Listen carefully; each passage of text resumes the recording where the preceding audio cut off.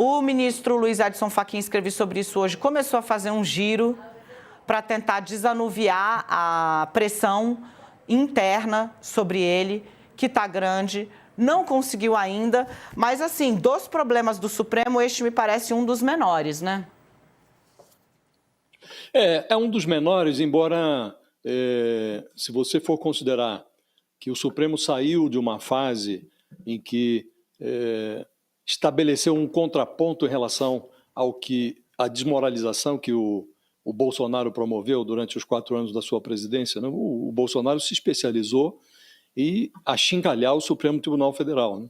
Chamava ministro de canalha, chamou o Alexandre de Moraes de canalha em plena Avenida Paulista.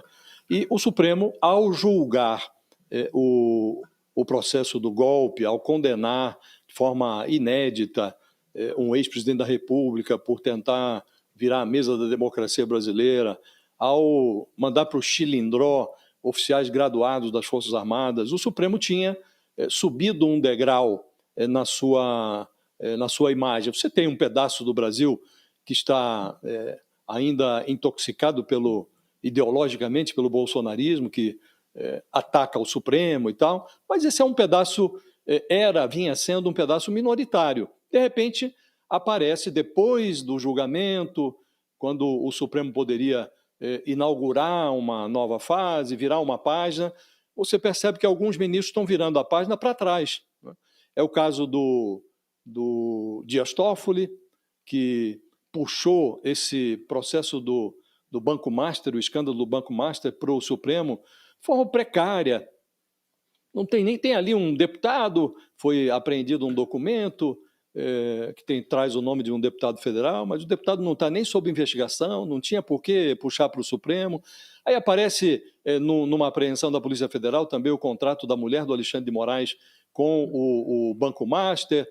Obviamente, o Vorcaro do Master, o Daniel Vorcaro, não comprou os serviços judiciais da banca da mulher do Alexandre de Moraes. Que eu quero te ouvir. Ele comprou acesso, né? Então, tudo isso eleva o desafio do Supremo, Daniela. Eu segurei aqui o Josias um pouquinho, primeiro para dar boas-vindas para você que está de volta aqui na nossa programação na TV, no YouTube Não Paramos. Josias vinha falando da precariedade, que é a manutenção do caso Master dentro do Supremo Tribunal Federal. E aí, Josias de Souza, caso Master, o banco, aquele que pode ser o maior esquema de fraude ao sistema financeiro do Brasil, da história, não é pouca coisa. E aí, Josias, a gente olha, né, o Master no global tinha 0,57% dos ativos que circulam no sistema financeiro nacional. Não dá 0,6%, não dá 0,5% direito e faz essa barulhada toda. Josias, você está vendo aí na nossa tarja? Ministros defendem envio do caso Master à primeira instância. Eu falei sobre isso ontem, escrevi sobre isso ontem, porque empurrado, o Toffoli não vai sair do caso Master, entendeu? Enlameado, pressionado, saído, a ideia de que Fachin pudesse tirar a Toffoli da relatoria do Master de ofício. Sabe qual é a chance disso prosperar? O Josias conhece o Supremo como ninguém. É zero. Não dá. Por uma questão chamada precedente. Você não abre a porta para o presidente do Supremo chutar quem ele quiser da relatoria de um processo, porque amanhã o chutado pode ser você. É simplesmente assim, é o efeito Orloff. Eu sou você amanhã. É algo que... Então, assim, não vai acontecer.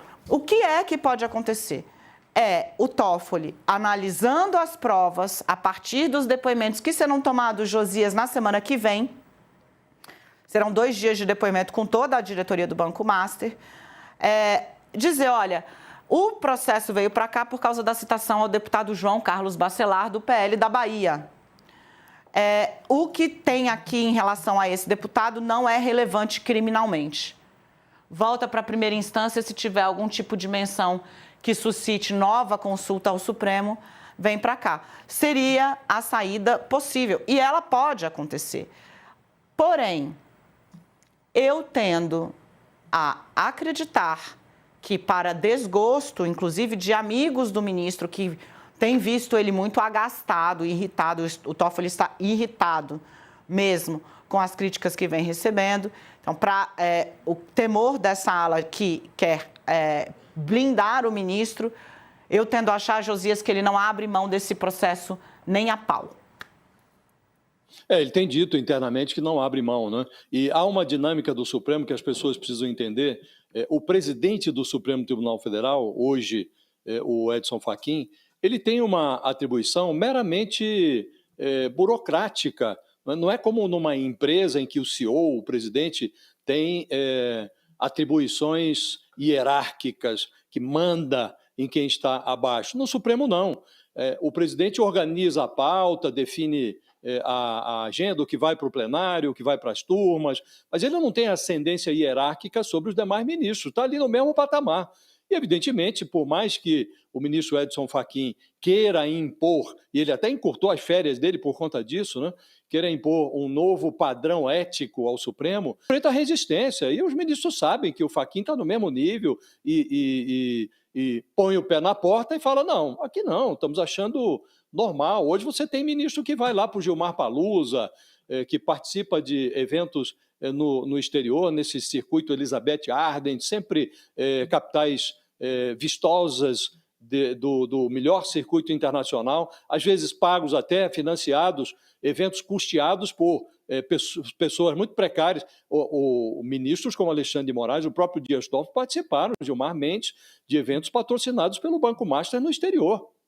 Então, isso tudo incomoda a determinados ministros, mas outros acham absolutamente normal. E agora o Edson Fachin, ele enxerga nessa ventania que foi produzida pelas decisões esdrúxulas adotadas pelo Dias Toffoli, nesse caso do Master, ele enxerga nessa ventania uma oportunidade para levantar ali as velas da ética, tenta quebrar as resistências internas à adoção desse código de conduta no Supremo, mas o Toffoli, por exemplo, ele ignora a suspeição que o assedia, e não é de hoje, desde que ele pegou carona lá no jatinho, ao lado de um advogado de um dos investigados, nesse caso do Master, ele dá de ombros para a revelação de que seus irmãos foram sócios de um fundo de investimento do Master num empreendimento turístico. Ele virou um estorvo na prática para a Polícia Federal. Está se imiscuindo na investigação, definindo quem vai fazer a perícia, definindo onde é que deve ficar cautelado o material que foi recolhido em apreensões da Polícia Federal. Ora, se a polícia fez a apreensão, qual é o objetivo? Analisar o material. Aí o Toffoli tranca tudo no Supremo, depois das críticas e de uma intervenção da Procuradoria-Geral da República, ele aí transfere o material para a PGR, em vez de mandar para a Polícia Federal, e define, olha, eu quero esses peritos. Em vez de deixar a Polícia Federal trabalhar livremente, ele fica se envolvendo. Já aprendemos, Daniela, no caso da Lava Jato, que quando o juiz se mete em atribuições que não são próprias do magistrado, da magistratura, a coisa não termina bem. E não cabe ao ministro do Supremo ficar definindo, a polícia deve fazer isso, deve fazer aquilo. Cabe a ele autorizar as operações, facilitar o trabalho da polícia e da Procuradoria-Geral da República e, uma vez consumada a denúncia, analisar.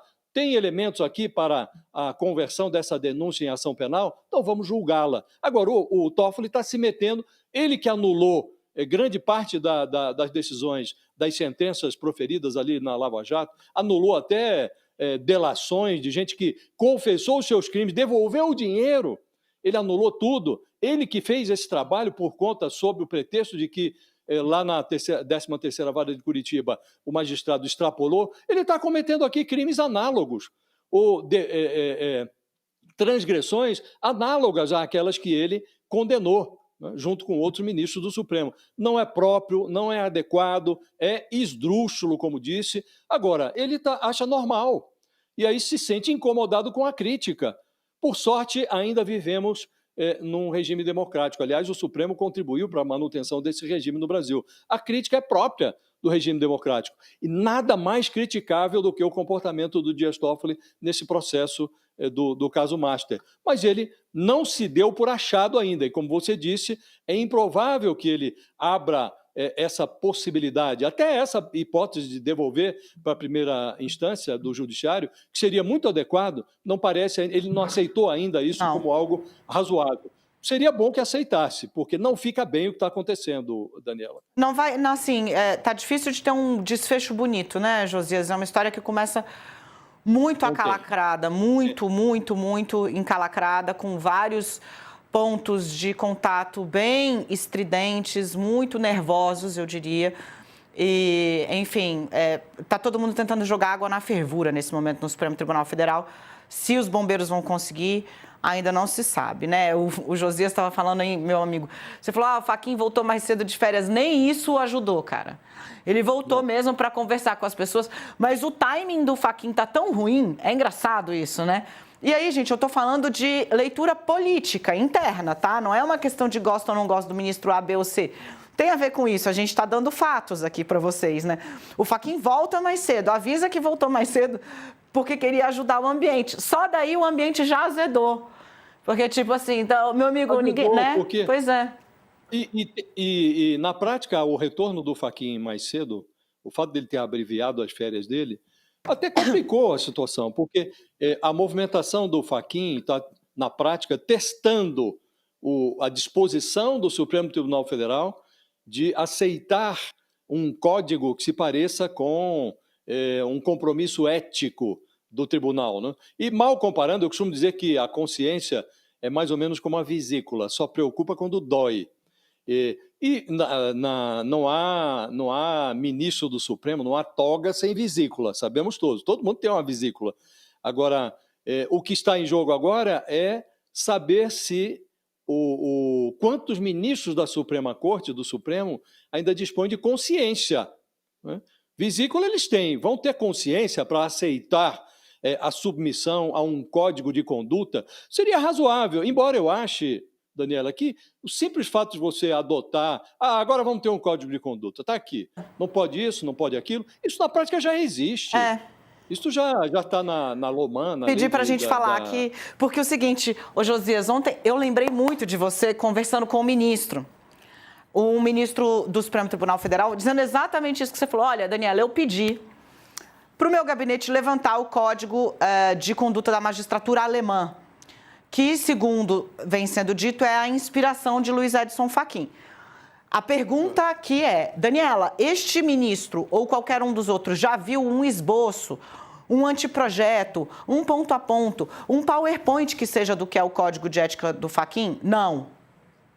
Nem ele, nem ninguém. Só quem conhece os ideais do ministro é o próprio ministro Luiz Edson Fachin. Ele não mostrou para ninguém, gente. Então, e aí eu acho engraçado também a nossa sociedade civil, né, Josias? Pouco pensante. Porque vem manifesto, não sei o quê, de apoio ao Código de Conduta. Que Código de Conduta você está apoiando? Porque ele não existe ainda. Não existe. O que o Josias está dizendo, o manual de boas práticas, legal, faça. Se não tiver, e aí voltando à conversa com o ministro Josias, que bate exatamente onde você vai. O ministro disse, Daniela, sabe por que o Código de Conduta na Alemanha é assim? Porque lá tem o enforcement. O que é isso, gente? É a estrutura que garante que o que está escrito vai valer. Quem vai aplicar a regra? Quem vai forçar você a obedecer a regra? Quem vai forçar o Supremo a obedecer a regra? Beleza. O CNJ, Conselho Nacional de Justiça, hoje, que é presidido pelo presidente do Supremo, mas tem em sua composição, por exemplo, integrantes do STJ, que legalmente estão subordinados no sentido de, se alguém tem que investigar um ministro do STJ, quem investiga é o Supremo. E, nossa, Daniela, esse é um assunto hipotético? Não. Hoje, o caso mais ruidoso de Brasília, a gente fica falando do Master porque está aqui, mas é um caso que corre em sigilo no gabinete do ministro Cristiano Zanin, que investiga gabinetes, plural, do Superior Tribunal de Justiça, segunda maior instância do Judiciário brasileiro, por venda de sentença. E não é um caso assim, venda de sentença. Como é que esse caso estoura, Josias? Vamos lembrar aqui para o nosso espectador. Um advogado aparece morto no Mato Grosso, vão pegar o corpo dele, a polícia pega o celular deste advogado e descobre-se ali que ele era, na verdade, um mercador de sentenças. mercador de sentenças com contatos que impediram o caso de seguir na primeira instância, impediram o caso de seguir na Justiça Federal e impediram o caso de seguir no Tribunal Regional Federal. O caso chega ao STJ e também não dava para ficar lá. Por quê? Porque o mercador de sentenças conseguiu chegar até a segunda mais alta corte do Brasil. E aí você vai entregar para quem é investigado o direito de dizer se pune ou não, eventualmente, o ministro do Supremo que o investiga? Este é o problema das ideias, entendeu? O Código de Conduta, o enforcement, fechando tudo. É o CNJ? Não dá. É o próprio Supremo? Já deveria ser assim. Então, de novo, né? Ou passa para o Senado, onde você tem centenas de pedidos de impeachment, 80% deles seguramente baseados puramente em critérios políticos. Ou seja, para quem você entrega as cartas do seu jogo? É isso que está em discussão lá, Josias. E de resto há um outro aspecto, Daniela, que é preciso levar em consideração, que quando você fala em ética, as pessoas têm dificuldade, talvez, algumas, para definir, mas qualquer um reconhece a falta de ética quando ela se apresenta. É muito explícito. Vender sentença, juiz vender sentença, isso é crime, isso não pode. Né? Aí, quando começou esse caso, a investigação sobre a venda de sentenças, que chegou ao âmbito do Superior Tribunal de Justiça, o STJ, né? Alegou-se que, mas foram apenas funcionários dos gabinetes dos ministros que participaram dessa mercantilização das decisões judiciais. Ora, já é um absurdo. Se fosse isso, já seria um absurdo. Então, quer dizer, alegou-se, os ministros têm tantos processos que, às vezes, quem comanda o espetáculo são os assessores. E aí escapa aqui e ali uma venda de sentença. Isso já é um absurdo. Mas quando o caso migrou para o Supremo Tribunal Federal, ficou evidente que também os ministros do STJ estão sob suspeição, porque se fossem só os assessores, não precisava ir para o Supremo. Né? E há uma lei que regula a atuação dos magistrados no Brasil, a LOMAN. E a lei está ali, há todas as regras que um magistrado precisa seguir. Há o Código de Processo Penal. O Código de Processo Penal prevê que o juiz deve se declarar impedido quando o cônjuge ou um parente tenha participado do caso que está sob investigação, ou quando ele tenha atuado no passado como advogado, antes de virar juiz, numa instância inferior. Casos em que os seus familiares estejam diretamente envolvidos, interessados. Né? Então, é muito claro. Por exemplo, o Dias Toffoli deveria se perguntar. Bom, descobriu-se que 2 irmãos meus foram sócios de um fundo, num empreendimento, num resort e tal. Eu devo me manter nesse processo? Puxa, eu viajei na companhia de um advogado, de um dos diretores do Master.